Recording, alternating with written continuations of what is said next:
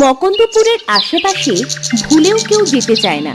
যার যতই বুকের পাটা হোক না কেন, ওই গ্রামের আশেপাশে যাওয়ার কথা কেউ কর্ণপাতই করে না। কেন জানেন? চলুন দেখে আসি।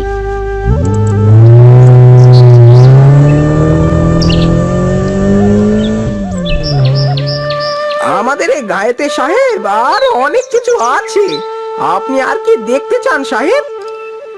আমি আরো কিছু দেখতে চাই গোসাই, আমাকে আরো ভেতরে লইয়া চলো।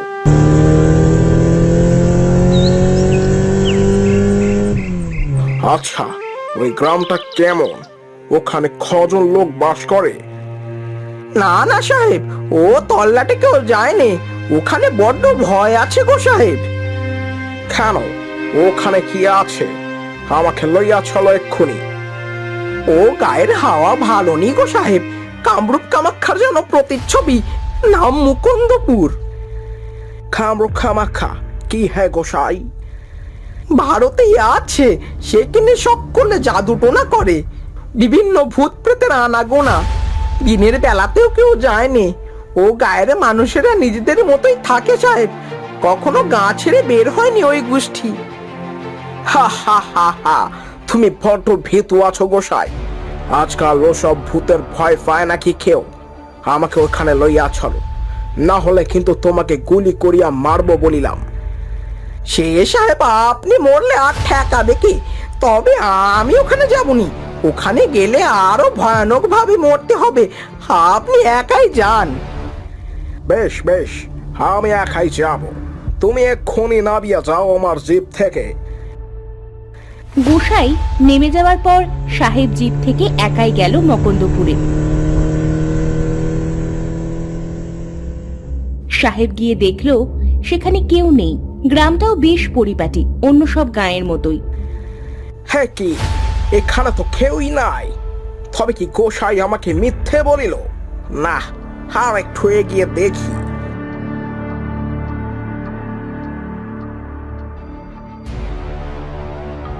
ওই তো একজনকে দেখা যাচ্ছে, কিন্তু ওই বৃদ্ধ মহিলা এত লম্বা কেন? আর ওই গরুর রংটাও এমন সবুজ কেন? যাই তো সেখানে। কি হ্যাঁ বুড়ি, কে তুমি? আমি তো বুড়ি, থাকি এ গায়ে। তা তুমি কে বাছা? আমি সাহেব আছি। এই গায়ে তো নাকি ভয় কেহ আসতেই চায় না, বলে কি যেন জাদু টোনা করে। ও কিছু না, এমনি বলে। তা সাহেব বাবু, গরুর দুধ খাবেন নাকি কিছুটা? গরুর দুধ? কি আশ্চর্য গরু এটা, পুরো সবুজ রঙের। থাও থাও খায়। সবাই এমনি এমনি এই গাছ সকলকে খারাপ বলে, এটা খুবই ভালো। বুড়ি ছোট একটা ঘটিতে করে এক ঘটি দুধ এগিয়ে দিল সাহেবের দিকে। বেশ তৃষ্ণার্ত থাকার কারণে সাহেব ঢক ঢক করে খেতে আরম্ভ করলো। কিন্তু কিছুটা খাওয়ার পরই দুধটা কেমন যেন নোনতা নোনতা লাগলো। ঘটির ভেতর তাকাতেই সাহেব আঁতকে উঠল। রক্ত, রক্ত! এ কি হইতাছে? এই বুড়ি আমাকে রক্ত খেতে দিল কেন? কিসের রক্ত এটা? মানুষ মানুষ মানুষের রক্ত গো সাহেব। আগের বার যেটাকে ফাঁদে ফেলেছিলাম সেই মানুষটার রক্ত কিছুটা জমিয়ে রেখেছিলাম। কি মানুষের রক্ত? হে, কে আছো? বাঁচাও, বাঁচাও, আমাকে বাঁচাইয়া লও। কে আছো? জিভ ফেলে সাহেব প্রাণপণে ছুটতে আরম্ভ করলো। সে দেখলো প্রথমে একটা কঙ্কাল তার পিছনে দৌড়চ্ছে, তারপর দুটো, তারপর তিনটে। এভাবেই 20-25টা কঙ্কাল ওর পিছু ছুটছে ধরার জন্য। সাহেব দৌড়ে জঙ্গলে ঢুকে গেল। এসব কি হচ্ছে? এই জঙ্গলটা পার হইতে পারলে আমি বাঁচিয়া যাব। সেখান থেকে আসিয়াছিলাম, ছাইতে পারবো।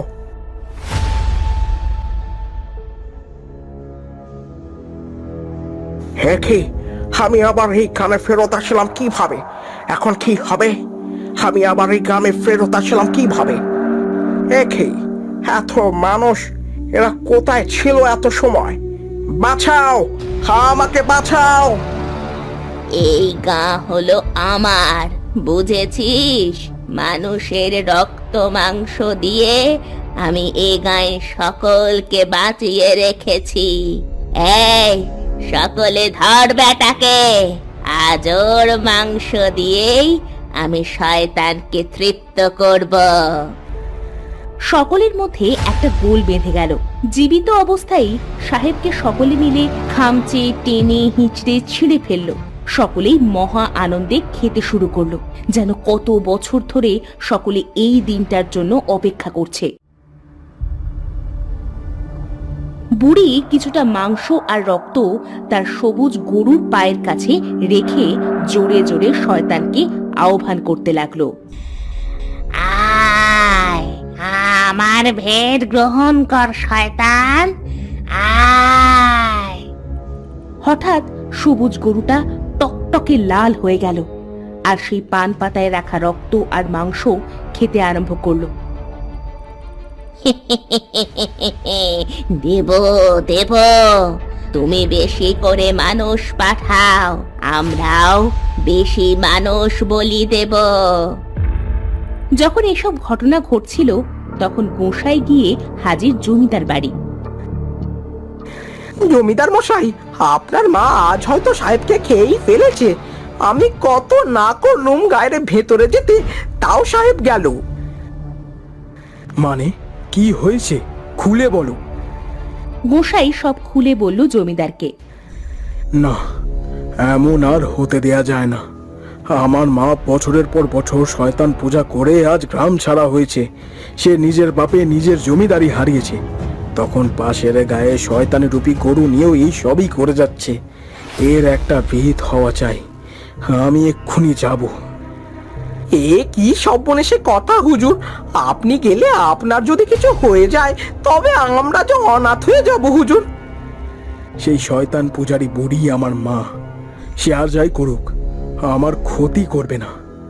আজ ওই শয়তান গরুকেই আমি ধ্বংস করব।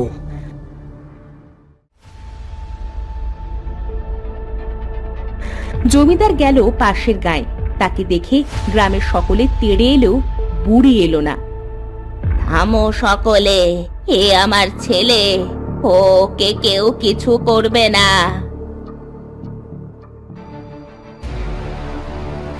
আর কত প্রাণ নেবে তুমি মা? আর কত মানুষ খেলে তোমার শান্তি হবে? অনেক মানুষ চাই বাবা, মোটে 200 মানুষ খেয়েছি। শয়তানকে আরো 10টা মানুষ খাওয়ালে সে আমায় অমর করে দেবে।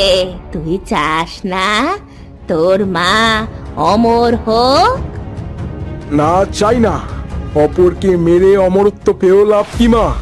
সারা জীবন বেঁচে থাকাও একটা শাস্তির মতোই। আজ এসব শেষ হোক মা। মানে কি বলতে চাস তুই? তুই আমার ছেলে, তাই তোকে আজ অব্দি কেউ কিছু বলেনি, কিন্তু বাড়াবাড়ি করলে তোকেও ছাড়বো না, এই বলে দিলাম। তোমার এসব কথায় আমি ভয় পাই না মা। আমি তোমার ওই শয়তানকে আজ মেরেই ফেলবো। না, ধর সবাই ওকে। আমার গরুর কাছে যেতে দিস না, ওটাই শয়তানের আমার কাছে আসার মাধ্যম।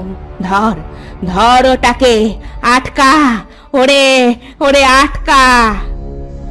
সকলেই তেড়ে এলো জমিদারের দিকে, কিন্তু জমিদার তার কাছে থাকা তরোয়াল দিয়ে গরুর গলা নামিয়ে দিল। সাথে সাথে আশেপাশে থাকা সকল মানুষের আত্মা, ভূত আর জমিদারের মা আগুনে পুড়ে মারা গেল।